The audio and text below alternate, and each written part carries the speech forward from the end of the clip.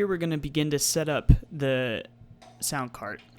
So the first thing we need to do is we need to plug in a couple things. We've got our main power cord here that connects to the top power conditioner, and we're going to plug that in.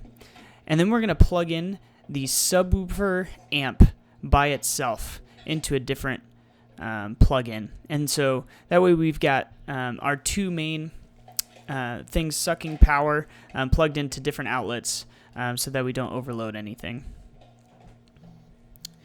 So then the next thing we're going to do is we're going to plug in the mains. There are two cables in the sound cart labeled main left and main right. So we're going to look at the labels and put them into the main left and main right outputs on the Behringer.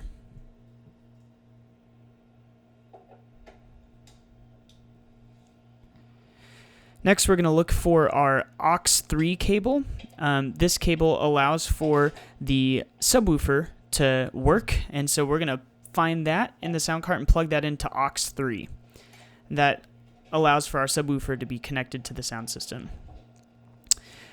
Next, we're going to find the cables that are attached to the wireless mic receivers that allows these wireless mics to be plugged into the sound system. And so these go in channels 14, 15, and 16. The two handheld mics are going to be in channels 14 and 15.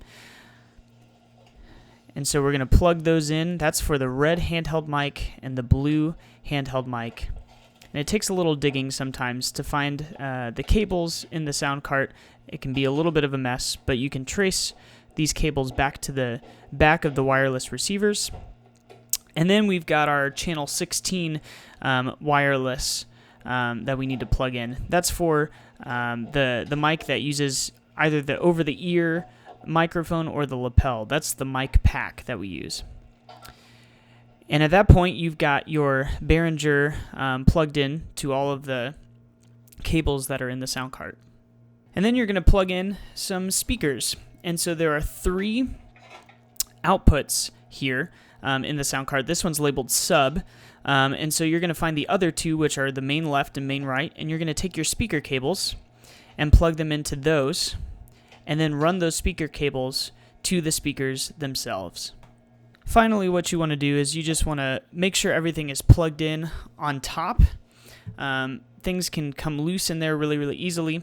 And so if anything's not working, you can just trace all these cables, plug in stuff, make sure it's all fitting well, and everything's turning on.